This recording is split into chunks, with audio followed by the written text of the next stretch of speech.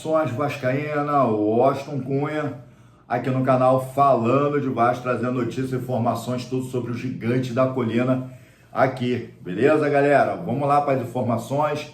Aí uma ressaca do dia seguinte, a vitória do Vasco em cima do Puerto Cabello pela Sul-Americana. Mas antes eu peço aí você ajudar o canal a crescer, tá? Curta, se inscreva, aperte o sininho para a gente receber notificações de todos os vídeos que a gente lançar aqui na plataforma, tá? Deu uma paradinha aí, a galera aí parou de se inscrever no canal. Dá essa força aí, galera. Nesse mês de abril, muito jogo para cobrir aqui, muita informação para trazer para você. Conto com tua ajuda. A gente bater aí 1000 inscritos. Beleza, galera? Vamos para as informações. Como foi prometido ontem, eu fiz um pós-jogo. Falei muito bem da atuação do Vasco dentro de campo. Porém, como estranheza, eu falei para vocês, para a galera que assistiu o vídeo. Vasco jogou bem, mas o Vasco não era o Barcelona, porque estava jogando com um time muito fraco, o menor time da Sul-Americana, o menor time de dentro do nosso chaveamento G, tá? E de menos expressão financeira. Então, é bom atentar e não se enganar, tá? Apesar de que a torcida ontem pegou muito firme no pé do Carille, e eu quero trazer algumas coisas aqui a respeito aí da sua coletiva ontem após o jogo. Primeiro, ficou muito claro e eu vi a mesma cena se repetindo. No ano passado, se eu não me engano, foi dia 22 do 11 de 2024, Santos conseguindo seu acesso, tá, para a Série A. O último jogo foi contra o Sport Recife, se eu não me engano. Sport Recife estava ganhando o Santos por 2-1, mas o Santos já se garantia tanto campeão da competição da Série B e por somatórios de pontos corrido, Santos já estava classificado para a sua subida para a Série A. Pois bem, ontem eu vi o mesmo coro, tá, no final do jogo, do que foi Santos e Sport Recife. Sport Recife e Santos, lembrando, senhores, que tinha como técnico o Fábio Carille. E parece que a torcida do Vasco ontem pegou o mesmo coro, né, o mesmo refrão, e começaram a xingar o Fábio Carille por suas má atuação dentro do Vasco da Gama. Parecia a mesma coisa, só que o resultado só era diferente. O Vasco bateu o Puerto Cabello por 1-0. Sabemos que dessa vez, tá, o Vasco ganhou de 1-0, mas poderia ter convertido em 4-0, 5-0, já que chance bem clara do Puerto Cabello foi uma só, ou duas, para ser sincero. Um chute de longa distância, tá, de falta direto pro gol, e um outro chute que Léo Jardim conseguiu dominar com toda a sua tranquilidade. As demais tentativas só foi mente Vasco em cima do Puerto, tá? Então, a gente viu que o goleiro Salvador pode botar na conta dele que foi o melhor jogador em campo, como eu trouxe ontem aqui no nosso pós-jogo, tá? Falando aí da atuação dos jogadores, falando de cada um expressivamente como funcionou a força tática aí do Vasco da Gama, e funcionou, mas funcionou com um time pequeno, funcionou para um time fraco, e isso a galera não perdoou, tá? Então ficou aquele corinho lá, com 15 minutos antes de terminar o jogo, o Vasco já começou a baixar suas linhas, porque quando o Fábio Carille ele faz uma mudança, ele tira 4 a 5 jogadores, e o Paier, que entrou no lugar do Coutinho, o Vasco parou de produzir. É aquilo que eu falei. O Paier já pode assinar um quanto antes de ir embora, porque não aumenta, só diminui. Foi fominha, tentou fazer chute, tentou fazer média, em vez de tocar, não tocou. Poderia ter abrido uma oportunidade melhor para o PH ter chutado o gol, poderia ter abrido uma oportunidade melhor para o Lodge ter chutado para o gol. O Lodge também é um cara que entra, se atropela todinho, tanto pela direita, tanto pela esquerda. O Ryan foi um cara bem neutro, que aqui ele entrou no lugar do Nuno Moreira, mas é um cara bem neutro, mas também não deixou de atuar mal. Foi muito pouco tempo. O Paulinho também, ele entrou, mas não fez aquela grande partida. Mas por que eu estou recitando isso? Porque quando o Carille ele faz essas mudanças, o Vasco diminui a sua intensidade.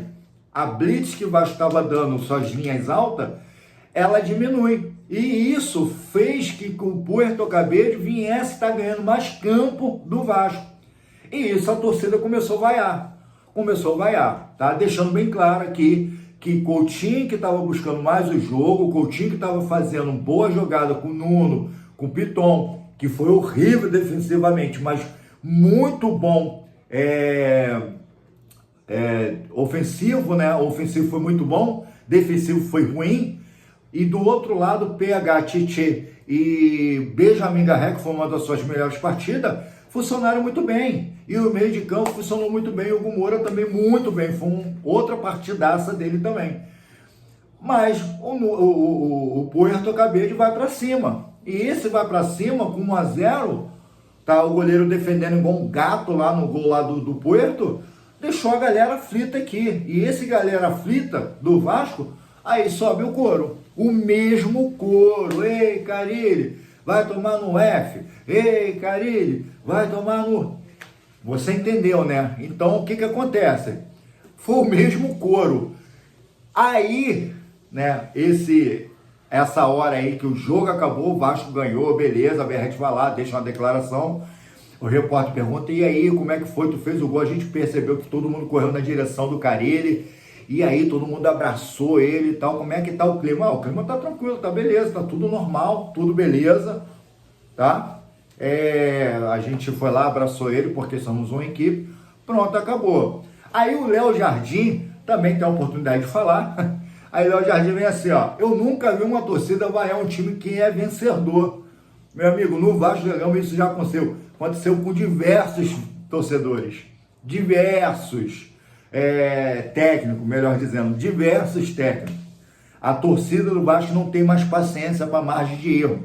A torcida do Vasco não tem mais saco para receber falta de erros. Não tem mais. E o mesmo pedido do Santista, lá na Série B ano passado, está sendo a mesma do Vasco. Lembrando, senhores, que quando contrataram o Fábio Carille, a gestão Pedrinho já sabia que ele era esse tipo de técnico. Os vascaínos também já estavam cientes que ele seria esse tipo de técnico. Porém, ele que está entregando isso. Ele não tem mais o que fazer. O Léo Jardim deveria estar na Europa, como estava de fato, mas ele nunca viu isso, mas ele viu pela primeira vez. Porque ele sabe muito bem que o que Carille está entregando dentro de campo não é satisfatório. Aí entra também a fala do Coutinho, quando ele é perguntado, e fala, pô, a torcida quer um futebol bonito e quer ver gols. Falou tudo, meu irmão. O Coutinho, quando dá entrevista, falou tudo. O torcedor quer ver um bom futebol. Um futebol mais acelerado, um futebol mais rápido, mais dinâmico, troca de passe, seja mais dinâmico, e não esse jogo lento contra um time, que tá certo que o goleiro, a estrela dele brilhou ontem, do Puerto, mas um time mais reagente. É isso que a gente quer ver. Boas palavras do Coutinho, tá? Mas isso não salva o couro do Carille, tá? Eu já fiz aí uma campanha, estou fazendo uma campanha. Pô, acho que é isso? Tá fazendo pro cara sair? Meu irmão, eu não quero ficar passando sufoco ano que vem e sendo humilhado por causa de um técnico que vocês estão segurando dentro do Vasco, sabendo que ele não vai entregar mais resultado mais positivo do que ele está entregando. Não vai entregar. E para vagabundo ficar zoando a gente aí que Vasco vai cair, troca logo essa pomba.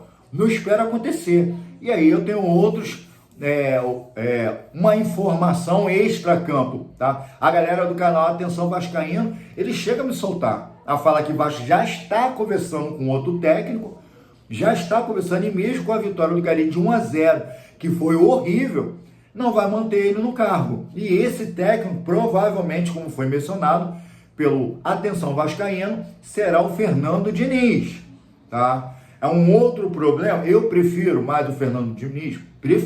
Eu prefiro, mil vezes. Ele é um cara psicólogo, é um cara bom, tá? O problema é só a saída de bola, que é uma coisa que bota na nossa cabeça. Imaginando, Maurício Lema, João Vitor, saindo com essa bola no pé, lá junto com o Léo Jardim, que é horroroso com bola no pé, aí a gente fica aflito com isso. Mas é melhor a opção ter o Fernando Diniz como técnico do Vasco do que continuar com o Fábio Carille, meu irmão. E passando raiva a gente. Porque o problema vai esperar o Vasco perder 2, 3 partidas para chegar o técnico e vai embora. Não, o momento é agora. O momento é agora, tá? Então, essa é a informação que eu tenho que passar para vocês aí na entrevista na coletiva do Fábio Carille, que também disse, foi muito questionado pelo resultado, foi muito questionado porque ele saiu fugido,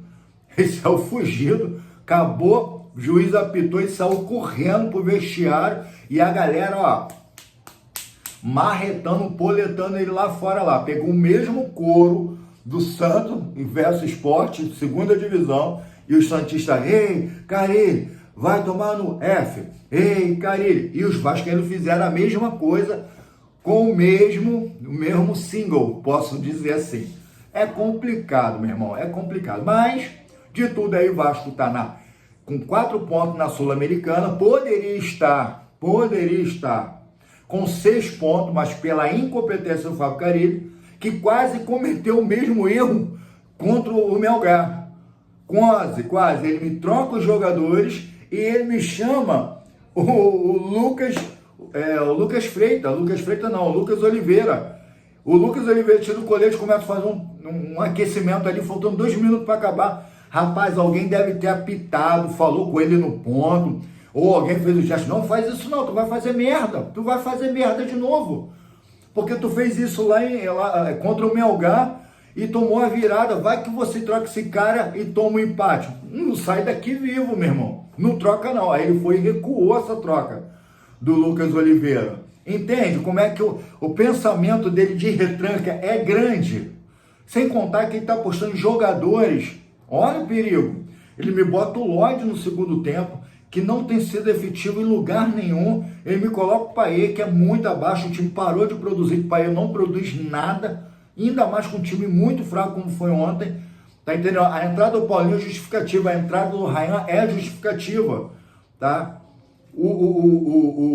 Ele cortar o Jair é justificativo, porque o Jair não foi nem relacionado, porque tá apresentando um futebol muito baixo.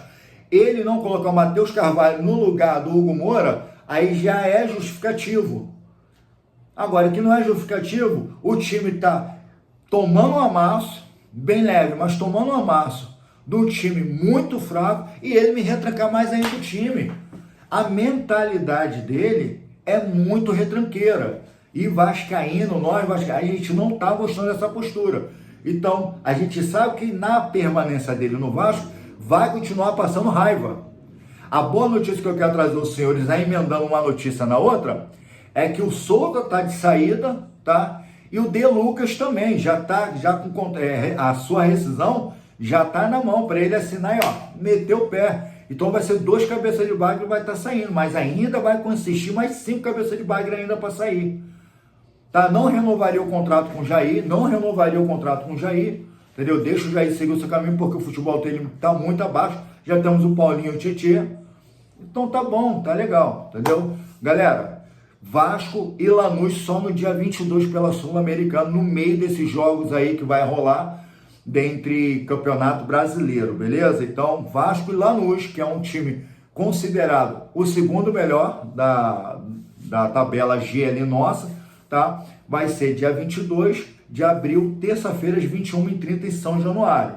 Torcer hoje que as 2 equipes vão se enfrentar, Lanús e Melgar, lá Fortaleza, tá? Vão se enfrentar pelas 21h30, eu vou estar de olho nesse jogo, para trazer para você informação e torcer para o empate dessas equipes. 0-0, então seria melhor ainda, beleza? Então ficou assim a tabela. Vasco 4 pontos, Melgar 1 ponto, Lanús 1 ponto e Porto Cabedelo 1 ponto, agradecendo muito o goleiro, tá? E era um jogo pro Vasco ter feito gols, tá? Mas o goleiro, como um gato, pegou, foi tudo, meu irmão, tudo. Ele anulou o Felipe Coutinho. Felipe Coutinho só ontem tinha que fazer uns 3, 4 gols, tá?